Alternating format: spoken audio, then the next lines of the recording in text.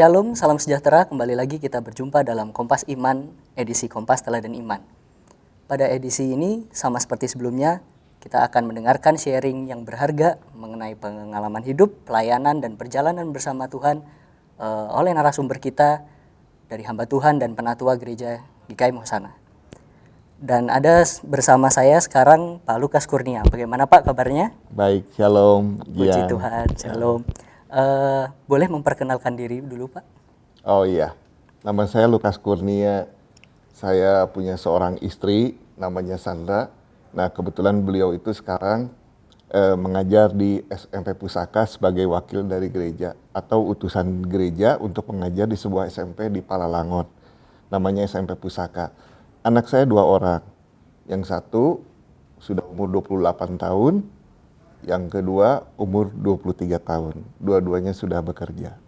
Ya, terima kasih. Perkenalan cukup? Oh cukup Pak. Oh, iya. Kalau Pak Lukas Kurnia sekarang melayani di Hosana sebagai penatua. Ya, betul. Ya. Mungkin boleh diceritakan Pak pengalaman pertobatan dan perjumpaan secara pribadi dengan Tuhan dulu awal melayani itu gimana ceritanya?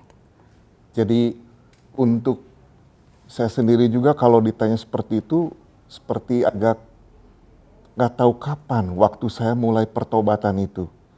Tetapi saya rasa ini adalah suatu panggilan dari Tuhan. Jadi begini ceritanya. Saya itu di dalam keluarga yang bukan orang Kristen. Orang tua saya itu Konghucu dua-duanya. Nah ketika saya masih kecil, entah kenapa di tetangga saya itu membuka kelas-kelas sekolah minggu. Nah jadi saya diikutkan.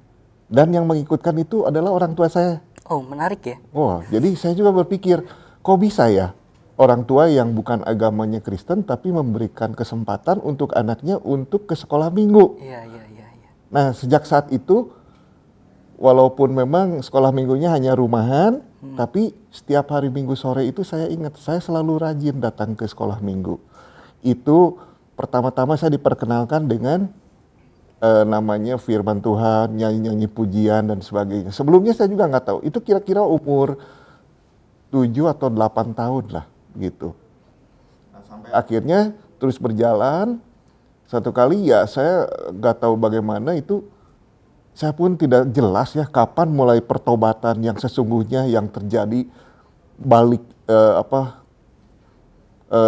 titik balik di dalam hidup saya nggak jelas. Tetapi itu mengalir seperti itu. Dan kira-kira SMP, saya menyadari bahwa ternyata ketertarikan saya tentang kerohanian itu lebih tertarik begitu. Nah kalau orang lain yang seperti tadi Pak Coach Agun itu bilang, katanya dia selalu baca Alkitab kalau istirahat. Saya ada buku kecil tentang isinya ayat-ayat Alkitab. Saya selalu bawa itu. Jadi saya juga agak tertarik dalam hal ini. Tetapi bukan tertariknya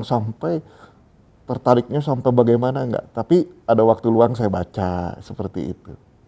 Dan kemudian lama-lama sekitar kurang lebih SMP lah, kelas 2 atau kelas 3. Nah saya memberanikan diri untuk dibaptis. Oh dibaptis. Ya, itu di luar pengetahuan orang tua. Kenapa nggak memberitahukan ke orang tua dulu? Saya takut karena orang tua kan belum percaya Tuhan. Dan di keluarga saya juga rasanya adik kakak itu belum ada yang dibaptis seperti itu. Pertama berarti ya. Jadi yang pertama kemungkinan saya diam-diam gitu. Tapi setelah itu saya menyadari bahwa saya harus hidup untuk lebih baik lagi gitu. Walaupun memang terjadi perjalanan hidup itu nggak mudah ya. Dan terus berjalan sampai akhirnya saya bisa ke gereja GKI Hosana. Setelah dibaptis tuh apakah ada boleh di-sharingkan apakah ada penolakan dari orang tua atau gimana gitu? Saya kira tidak. Oh enggak. Karena mereka juga nggak tahu saya sudah dibaptis. Oh iya. Jadi tidak ditolak gitu. Tetapi yang saya kerjakan itu mereka tahu bahwa saya itu sekarang rajin ke gereja, dan kemudian setelah SMA malah saya lebih sering lagi ke gereja dan ikut persekutuan, doa pagi dan sebagainya seperti itu. Dan yang herannya itu tidak dilarang, tetapi malah mensupport seperti Mensupport itu. ya. Ya. Kalau untuk pertama kali memutuskan untuk terjun dalam pelayanan gerejawi itu gimana Pak ceritanya Pak? Oh, jadi ceritanya waktu pertama kali itu pelayanan itu sebenarnya saya diajak oleh teman gitu. Pada waktu itu sinode kita baru berdiri ya, sinode GKIM. Dan ketika itu tidak ada wakil dari anak-anak muda yang untuk ke sidang raya sinode. Saya nggak tahu apa-apa, nggak tahu apa dari mana, dan saya waktu itu bukan anggota juga. Oh gitu. Iya, didorong-dorong, udah kamu masuk aja ke sana, ikut sidang katanya. Lah, saya nggak tahu Padahal nggak apa-apa, salah apa-apa ya, nggak tapi tahu di sidang. apa-apa. Ya udah saya ikut sidang dan saya juga nggak ngerti apa-apa. Ya udah gitu. Jadi mulai dari situ saya berpikir, oh iya, ada satu hal di mana ini ada satu komunitas anak-anak Tuhan, satu komunitas orang-orang Kristen. Kita bersatu semuanya. Pelayanan, oh ternyata mereka yang melayani itu seperti itu, kayak gitu. Ya, gitu. Berarti kalau Pak Lukas sendiri sudah pelayanan kira-kira berapa tahun ya Pak? Waduh, sekitar udah lama ya. Kalau sebagai majelis saya tahun berapa ya? Saya sesudah menikah, saya baru menjadi majelis, gitu. Kira-kira sudah 20 tahun lebih. Oh, 20 tahun lebih. lebih. Melebihi umur saya berarti. Kamu umur berapa? Saya 25. Oh, 25. Pasti Ya, lebih kayaknya Pak. mirip lah seperti itu. Kalau dalam perjalanan 20 sekian tahun ini pasti ada naik dan turun ya dalam kehidupan pelayanan ya. Ya, Pernah ada titik terendah dalam melayani, pengalaman titik terendah Pak Lukas, boleh di-sharingkan Pak? ya. Saya punya pengalaman paling rendah pada saat saya mengalami kejenuhan di dalam pelayanan. Ketika itu saya mengalami pekerjaan yang sebenarnya sangat menyita waktu saya. Dari pagi sampai malam saya harus bekerja. Dan itu jauh lokasinya sampai saya merasa habis diri saya. Nah, ketika itu saya masih menjabat sebagai majelis, dan ketika saat itu juga saya merasa bahwa saya tidak efektif pelayanan di situ, di majelisan. Kenapa? Karena setiap ada rapat saya tidak mengerti apa yang dibicarakan karena tubuh saya terlalu capek, terlalu lelah. Saya udah gak bisa mikir lagi. Setiap hari saya diomelin sama langganan. Dan setiap hari harus memikirkan yang lain-lainnya. Jadi akhirnya saya pada saat itu merasa bahwa saya harus off dulu di dalam pelayanan ini. Dan saya tidak mau untuk menjadikan batu sandungan bagi orang lain.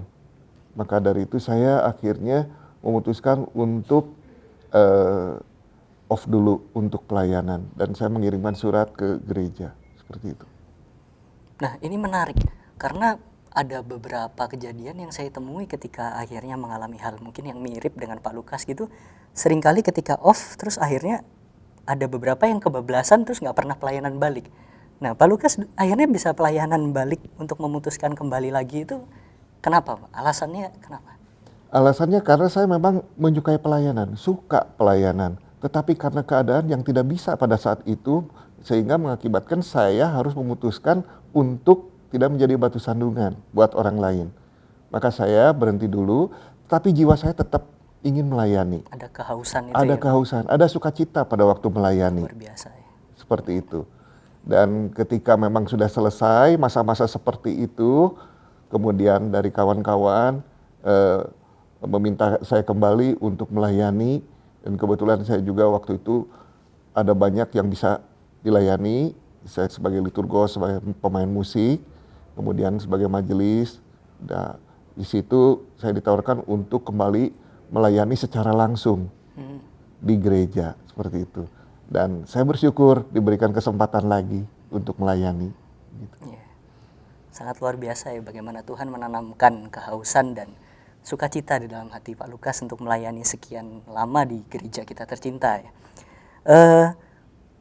Tadi Pak Lukas kan sempat sharing juga mengenai kesulitan pembagian waktu ya antara pekerjaan dan pelayanan. Nah, untuk sekarang ini Pak, ada tips-tips nggak bagaimana mengelola itu? Karena kan di usia saya juga kan lagi yang mengejar karir, tapi juga nggak boleh melalaikan pelayanan. Terus ada keluarga juga, karena saya merantau kan ada orang tua yang rindu juga butuh dikabarin terus. Nah itu mungkin boleh Pak bagikan tips-tipsnya Itu membagi waktu dan porsinya gimana? itu tipsnya yang tadi, Yang mana Pak? bagi waktu kerja dan bagi waktu untuk keluarga, itu semua harus ada. Oh ya, dalam membaginya bagaimana kita bisa mengukur porsinya udah cukup atau oh yang ini kurang nih gitu. Nah ini kadang-kadang yang mengalami kesulitan dan ini saya terus minta hikmat dari Tuhan. Terus terang pada waktu saya juga melayani di dalam pekerjaan yang cukup berat, pekerjaan yang menyita cukup banyak waktu, itu juga ada komplain dari keluarga, terus terang aja. Ya. Jadi keluarga juga berpikir, loh kamu kok masih, misalkan saya harus rapat, itu malam kan, kalau enggak waktu itu rapatnya minggu siang. Wah, ketika itu kan anak-anak masih kecil, dia maunya bersama gitu. Setelah pulang gereja kita kemana, atau hari apapun, hari untuk rapat, malam hari, loh kok udah pergi lagi katanya. Nah, waktu itu rapat itu bisa di dalam 1 minggu itu beberapa kali. Jadi memang ada komplain lah, ada ini dari anak saya, loh kok jadi majelis tuh begitu ya, sibuknya gitu. Nah dari situ maka majelis kita itu memikirkan bagaimana kita membagi waktu itu, tidak semuanya harus dengan pelayanan. Jangan dari hari Senin, Selasa, Rabu, Kamis, Jumat, Sabtu, Minggu ke gereja terus. Kapan untuk keluarga? Maka dari itu kan gereja menetapkan, oh Selasa itu harinya untuk rapat. Jadi yang rapat ya udah rapat. Hari Rabu untuk yang latihan dan ada yang STUJ. Maka kalau misalkan ada yang memilih STUJ, silahkan. Ada yang memilih untuk latihan paduan suara, silahkan. Tetapi tidak semuanya diikuti begitu. Nanti ya itulah, jadi supaya memberikan hal-hal yang pelajaran juga buat anak-anak. Oh, pelayanan di gereja itu menyenangkan, bukan membuat kita itu jadi jauh dari keluarga, bukan. Tetapi pelayanan itu malah membuat kita itu menjadi dekat dengan keluarga, bisa sharing satu dengan yang lain seperti itu. Iya, berarti sebenarnya gereja kita sudah lumayan ya secara sistem memberikan porsi yang proporsional dalam untuk jemaatnya dalam melayani ya sebenarnya. Saya kira seperti itu, harusnya seperti itu. Jemaat juga belajar untuk memilih prioritas mana yang harus dikerjakan dulu. Jangan sampai semuanya ikuti, tetapi keluarga, sekolah, pekerjaan lalai. Itu bukan menjadi kesaksian, tetapi malah menjadi batu sandungan. Nah, mudah-mudahan jemaat kita itu bisa dengan minta hikmat dari Tuhan memutuskan mana yang terbaik seperti itu. Nah Pak, sebagai kepala keluarga juga, bagaimana Pak Lukas menanamkan iman Kristen yang sejati kepada anak-anak atau mungkin membina keluarga Kristen yang ideal gitu di rumah? Apa prinsip-prinsip gitu? Ya. Kalau berpikir membentuk keluarga Kristen yang ideal itu tidak seperti itu, sulit sekali ya. Tetapi menuju ke sana. Jadi saya berusaha untuk dari sejak kecil anak-anak itu mengenal firman Tuhan. Contohnya waktu dari masih anak-anak umur 1 atau 2 tahun, kita sudah perdengarkan mereka dengan cerita-cerita firman Tuhan. Saya dan istri selalu membacakan buku Alkitab bergambar. Setiap malam kita bacakan, kita berdoa bersama setiap malam. Nah, terus sampai sekolah. Bahkan kalau sekolahnya pagi hari, nah setelah menginjak SD, SMP, SMA, waktu di SMA itu sebenarnya waktunya sangat penting sekali. Karena kenapa? Mereka itu bangun pagi hari. Saya kalau bangun pagi juga kan harus bangun pagi gitu. Nah pada saat bangun pagi kita renungan bersama-sama. Dan saya biasanya membacakan renungan sambil kita berdoa untuk itu. Kita teruskan seperti itu. Ya. Jadi membangun pelayanan, membangun keluarga yang cinta Tuhan itu dari sejak kecil. Kita tanamkan kepada anak-anak dan kepada keluarga. Dan ya kita bersyukur bahwa istri saya pun mempunyai kerinduan yang sama untuk membangun keluarga yang takut akan Tuhan, cinta Tuhan, dengan membaca firman Tuhan, merenungkan firman Tuhan. Dan sampai hari ini kita masih lakukan. Kalau misalkan kita bersama, kita selalu saat teduh bersama. Nah, seperti itu. Iya, iya. Pelajaran yang banyak dan berharga untuk saya pribadi ya. Dalam sekian lama Pak Lukas melayani, apakah ada satu titik balik atau satu kejadian yang merubahkan secara drastis gitu mengenai mungkin pandangan Pak Lukas terhadap siapa Tuhan atau pandangan Pak Lukas terhadap pelayanan itu sendiri gitu? Apakah ada? Ya, jadi pelayanan itu yang saya pikir itu waktu pertama-tama kali kita melayani itu kita tidak mengerti artinya pelayanan secara sungguh-sungguh. Yang kita ketahui itu, yang saya ketahui, pelayanan itu pokoknya ke gereja, aktivitas di gereja. Mau kamu pengurus, mau kamu jadi itu, oh itu namanya pelayanan. Tetapi setelah sekian lama kita belajar melayani, ternyata pelayanan itu jauh lebih dalam daripada hal itu. Jadi bukan hanya sekedar aktivitas, bukan hanya sekedar kegiatan, tetapi bagaimana kita itu melakukan segala sesuatunya itu karena Tuhan yang sudah lebih dulu mengasihi kita. Jadi itulah ucapan syukur kita. Maka kenapa pelayanan itu harus penuh dengan ucapan syukur dan sukacita melayani. Karena kita tahu bahwa Tuhan sudah menyelamatkan kita. Menyelamatkan saya secara pribadi. Ya. Itu titik balik ketika saya terus berjalan di dalam melayani Tuhan. Ya. Itu yang saya rasakan seperti itu. Jadi makin hari makin diasah, makin terus makin mengerti, makin berjalan setiap hari bahwa pelayanan itu adalah bukan sesuatu aktivitas yang hanya secara kuantitas waktu apapun yang kita lakukan, bukan seperti itu, tetapi lebih daripada itu, lebih dalam daripada itu. Pelayanan adalah tentang hati kita kepada Tuhan. Tentang hati kita kepada Tuhan. Boleh Pak, untuk penutup boleh memberikan pesan-pesan gitu, petuah-petuah gitu untuk sesama rekan sepelayanan atau mungkin juga generasi-generasi penerus GKM Hosana? Ya, saya kira kita harus terus belajar firman Tuhan yang benar. Gereja Hosana sudah memberikan jalan, trek yang benar. Firman Tuhan yang disampaikan luar biasa. Itu yang back to the Bible, dan saya pikir ini gereja Kristen Emmanuel itu satu gereja yang sungguh-sungguh diberkati oleh Tuhan dengan pengajaran yang luar biasa. Ya. Nah, anak-anak muda, jangan sampai kita meninggalkan iman kita, tetapi kita harus tetap setia mengiring Tuhan, tetap setia melayani Tuhan, semangat, jangan kasih kendor, Jangan kata kasih speaker kendor. itu. Jangan kasih kendor, tapi tetap semangat. Bukan semangat untuk aktivitas, untuk melakukan kegiatan ini itu, untuk melakukan hal-hal apapun secara fisikal. Tetapi bagaimana kita melayani Tuhan itu lebih dalam lagi. Lebih dalam gimana? Hubungan kita dengan Tuhan. Bagaimana hati kita kepada Tuhan. Bagaimana Itulah hati kita kepada Tuhan. hati kita kepada Tuhan terpaut seperti apa, dan itu kita aplikasikan di dalam pelayanan kita. Oke, terima kasih Pak untuk sharing dan waktunya. Pelajaran-pelajarannya sangat berharga. Dengan demikian berakhir sesi Kompas Iman, Kompas Teladan Iman kali ini.